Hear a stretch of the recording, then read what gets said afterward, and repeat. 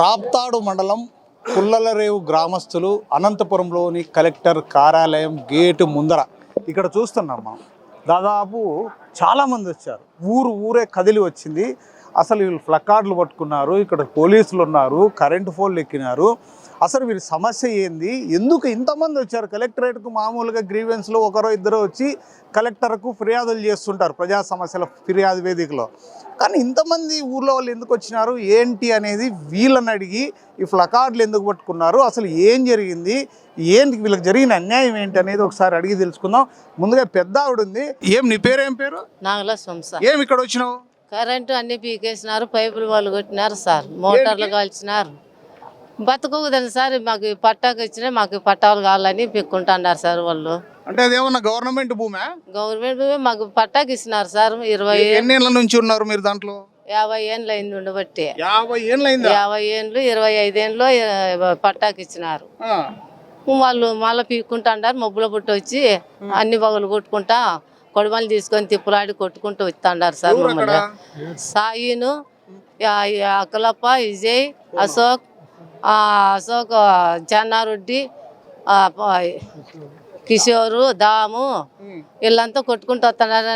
నాగేంద్ర వీళ్ళంతా కొట్టుకుంటూ వస్తున్నారు సార్. మబ్బులో పడి తాగేది, మమ్మల్ని కొట్టుకొని వచ్చేది, కొడుబని తీసుకొని తిప్పులాడేది. ఎన్నాళ్ళు మేము ఇట్లా సాగు వచ్చేది సార్. ఒకనాడ 2 నాళ్ళ రానేమో కొడుకు వీళ్ళంతా వచ్చి కొట్టేకొస్తారు సార్. వాళ్ళు మేము ఎట్లా బతకాలో 6 మంది పిల్లలు, మేము ఏ వాళ్ళని బతకాలో చెప్పు. మీ పేరు? ఏం పేరు? మా పేరు పెద్దోలేసు. మా తల్లి అవుతుంది. మీ అమ్మ? మా అమ్మ అవుతుంది. అసలు ఇంతకు ఏం జరిగింది ఆమె ఏదో చెప్తుంది, నాకు అర్థం కాలే, మీరు కొంచెం క్లారిటీగా చెప్పండి. ఏం లేదు, ఇది చెట్లు నాటినాం, చెట్లు నరుకుతారు. ఇంతకు ఏం సమస్య? భూ సమస్యనా? భూ సమస్య. మీకు పట్టా ఉందా? పట్టాలు ఉన్నాయి. డీపారమా ఇది? ఎన్నేళ్ళ నుంచి ఉంది?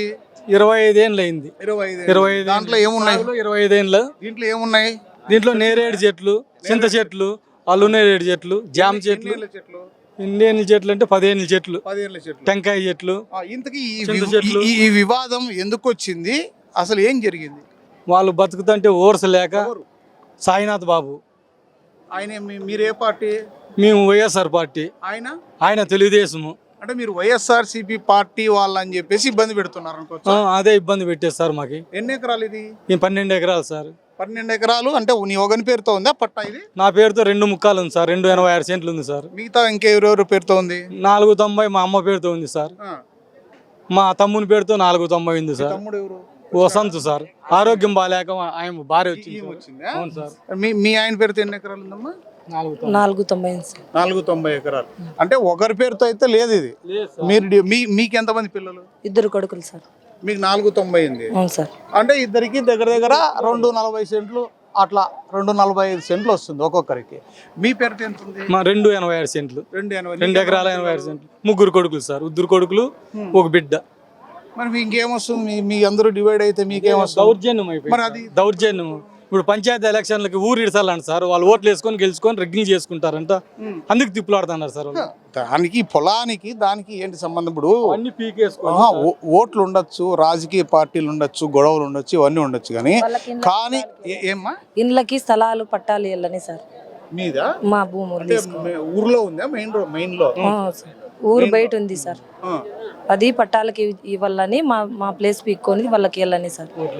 ఓట్లు వేయించుకోవాలని. ఓట్లు వేయించుకోవాలని అంటే ఈ పట్టాలు ఇస్తే ఓట్లు బాగా వస్తాయి అంటావు. ఈయన సాయినాథ్ బాబు పంచాయతీ రిలీజ్ సంతకాలు సీళ్లు కొట్టించిండేది. ఈయన ఇంత ముందు సర్పంచ్ గా ఉన్నప్పుడు. ఎన్నేళ్ల కిందట? 20 ఏళ్ల కిందట. అంటే 20 ఏళ్ల కిందట ఈ సాయినాథ్ అనే వ్యక్తి సర్పంచ్ గా ఉన్నప్పుడు ఏమి ఇచ్చారు మీకు? పంచాయతీ రిలీజన్ సంతకాలు సీళ్లు వేసి ఇచ్చాడు. ఆయన వార్డ్ నంబర్లు అంతా కలిసి చేసుకోవచ్చు అని. ఇప్పుడు నేను మొన్న కలెక్టర్ జాయింట్ కలెక్టరు లేకపోతే డిప్యూటీ కలెక్టర్ ఎవరు వచ్చినట్టున్నారు. ఈయన ఎవరు? ఎంఆర్ఓ గారా? డిప్యూటీ తహసీల్దార్. వీళ్ళందరూ ఎందుకు వచ్చినారు, ఏం జరిగింది? వీళ్ళంతా వచ్చి పీకేసినారు సార్. ఏం పీకేసినారు? స్టేషన్ లేదు వాళ్ళకపోయి కరెంటు వైర్లన్నీ పీకేసినారు, పైపులన్నీ పీకేసినారు, మోటార్ పీకేసినారు సార్. బోర్ ఉంది సార్. చెట్లు వాడబట్టినాయి సార్. 600 చెట్లు ఉన్నాయి సార్. 600 చెట్లు ఇప్పుడు నీళ్లు వారక వాడబట్టినాయి సార్. మేము నిదానంగా పెట్టుకుందాంలే, మందులు కొట్టినాము, కాంప్లెక్స్లు వేసినాము అనుకుంటాం సార్. ఆ మందులేటికి వాడు పట్టిన చెట్లు సార్. ఎన్ని ఉన్నాయి చెట్లు? 600 చెట్లు సార్. ఏం చెట్లు ఉన్నాయి? చింత చెట్లు, నేరేడు చెట్లు, జామ చెట్లు, మామిడి చెట్లు, టెంకాయ చెట్లు ఇవన్నీ ఉన్నాయి సార్. ఈ పొలం పైన ఇంతకు ముందు ఏమన్నా బ్యాంకులో లోన్ తీసుకున్నారా? అవును సార్, బ్యాంకులో లోన్ 3 పేర్ల మీద తీసుకున్నాం సార్. 3 పేర్ల మీద మార్గేజ్ లోన్లు తీసుకున్నాం సార్. ఒకరి పేరు మీద 5 లక్షలు తీసుకున్నాం సార్. ఒకరి పేరు మీద 2 లక్షలు తీసుకున్నాం సార్.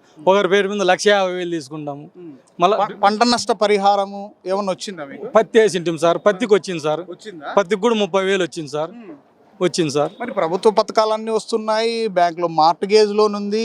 ఇప్పుడు ఈ పొలం తీసేసుకుంటే మరి మార్టిగేజ్ లోన్ ఇవన్నీ ఎలా కడతారు మీరు? మేము ఎట్లా కడతాం సార్? ఏదైనా విషయం తాగాల్సిందే సార్. బ్యాంకు వాళ్ళు వచ్చి పోలీసులను తోలుకొచ్చి దౌర్జన్యాలు చేసి ఇబ్బందులు పెట్టినప్పుడు మాకు పాయిజనే దిక్కు సార్.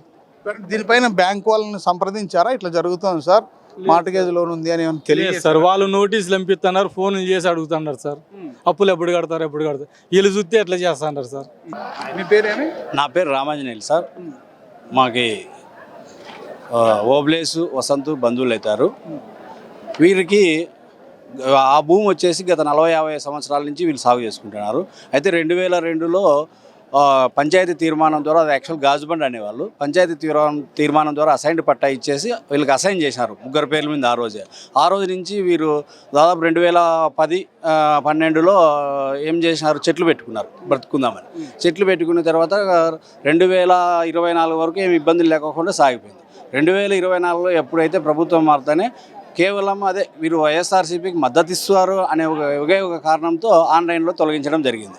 తొలగించిన తర్వాత ఓబ్లేసు, నాగలక్ష్మమ్మ, వసంత్ ముగ్గురు కలిసి హైకోర్టుకి అప్పీల్ చేసినాం. అప్పీల్ ఏం చేసినాం, మాకు తెలియకోకుండా, ఎలాంటి నోటీసులు ఇవ్వకోకుండా ఆన్లైన్ తొలగించారని చేస్తే స్పందించిన న్యాయస్థానము 4 వారాల లోపల వివరణ ఇవ్వాలని రైతులను ఆదేశించింది. అదే 3 నెలల తర్వాత దానిపైన మీరు వాళ్ళు ఇచ్చే వివరణను బట్టి మీరు నిర్ణయం తీసుకోండి ఎంఆర్ఓ గారికి కూడా సూచించి డైరెక్షన్ ఇవ్వడం జరిగింది. అయితే కోర్టు ఆర్డర్ వచ్చిన వెంటనే 3వ రోజు 4వ రోజు పోయి మేము కోర్టు ఆర్డర్ని సబ్మిట్ చేసి మా దగ్గర ఉండే డాక్యుమెంట్స్ అన్నీ కూడా సబ్మిట్ చేసి రావడం జరిగింది.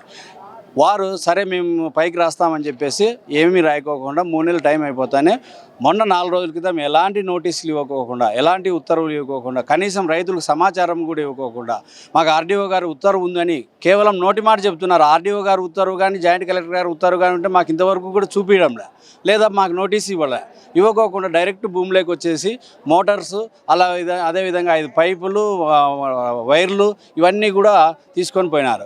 ఇది ఇలా ఉంటే అధికారులు ఈ విధంగా చేస్తా అంటే అక్కడున్న టీడీపీ నాయకులు వాళ్ళ స్వలాభం కోసం కేవలం పంచాయతీ ఎన్నికల్లో లబ్ధి పొందాలని గ్రామంలో ఏం పుకార్లు పుట్టిస్తున్నారు, ఈ భూమి తీసుకొని నిరుపేదలకు అందరికీ పట్టాలు ఇస్తాము అని పుకార్లు పుట్టించి లబ్ధి పొందాలని ఒకే కారణంతో రాత్రిపూట మద్యం సేవించడము.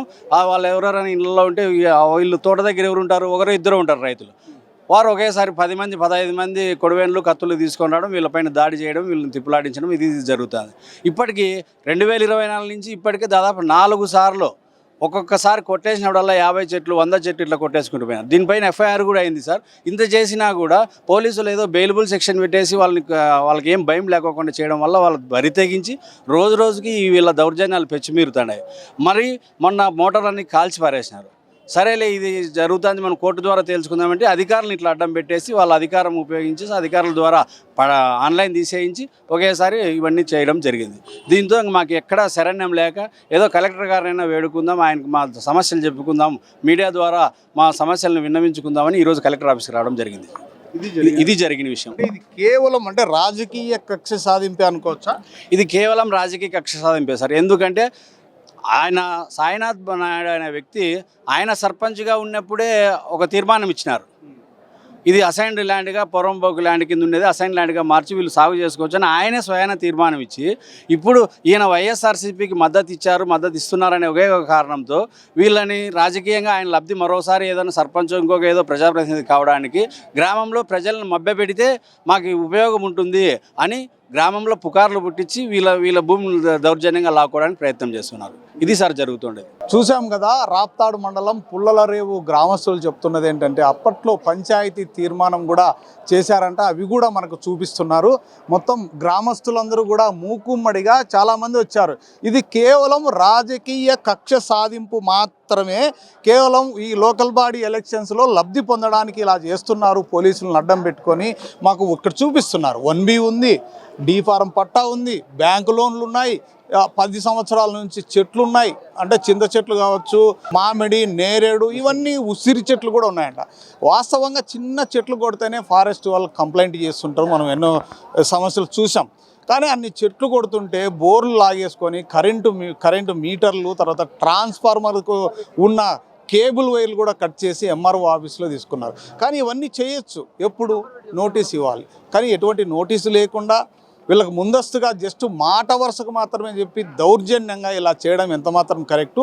పోనీ వీళ్ళకి ఏమైనా వేరే పొలం ఏమన్నా ఉందా అంటే నో. వాళ్ళకి కనీసం ఒక్క సింగిల్ ఎకరా కూడా ఒరిజినల్ పట్టా ఎక్కడ కూడా లేదు. అది ప్రభుత్వం ఇచ్చిన భూమిలో సాగు చేసుకుంటున్నారు. పోనీ ఇదేమన్నా 100 ఎకరాలు అంటే లేదు. 3-4 ఎకరాలు పేద రైతులకు ఉండొచ్చు కదా. 5 ఎకరాల లోపే ఉంది. వీళ్ళు ఇంత పేద రైతుల్ని మరి ఈ విధంగా చేయడం ఎంత మాత్రం కరెక్టు? ఇది కేవలం రాజకీయ కక్ష సాధింపులో భాగమే అని గ్రామస్తులందరూ కూడా చెప్తున్న పరిస్థితి. దీనిపైన ఎంఆర్ఓ గారు ఏం చెప్తారు?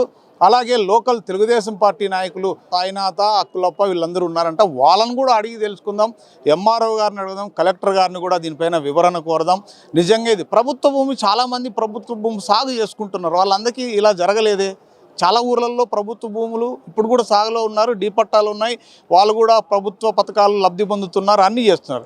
కానీ ఇది మాత్రమే ఎందుకు అనేది ఒక క్వశ్చన్ మార్క్. దీనిపైన మరి ఎంఆర్ఓ గారు ఏం చెప్తారో వివరణ తీసుకొని ఆ తర్వాత దీనిపైన ఏం జరిగింది అనేది AP39 టీవీ ఖచ్చితంగా దీనిపైన నిగ్గు తేల్చే ప్రయత్నం అయితే చేద్దాం.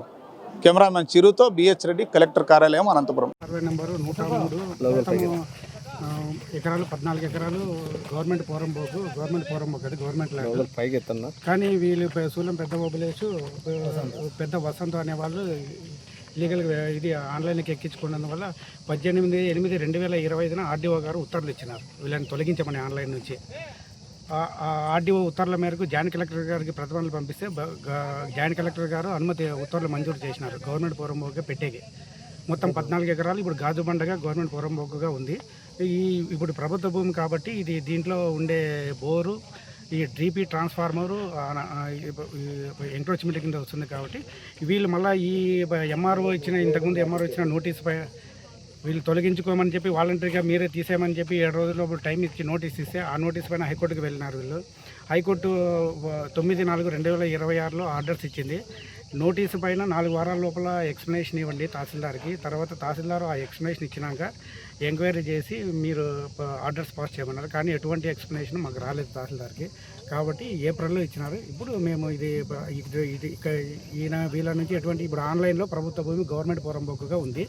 కాబట్టి ఈ గవర్నమెంట్ అనధికారంగా ఆక్రమించుకున్నారు. కాబట్టి మేము ఇవి తొలగించేకి చర్యలు తీసుకున్నాం.